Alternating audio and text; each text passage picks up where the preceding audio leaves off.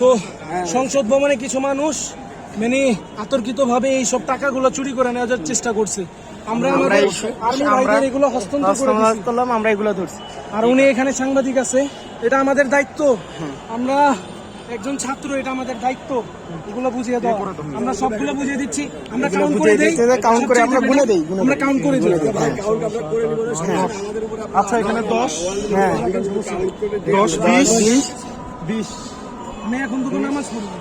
দাঁড়াও, এখানে 5 25 এখানে মনে হয় 10 হবে। 2 3 4 5 6 7 8 9 10 কত?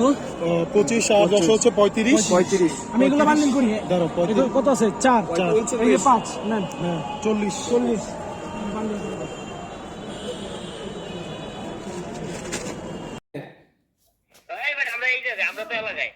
এলাকায় কি করস?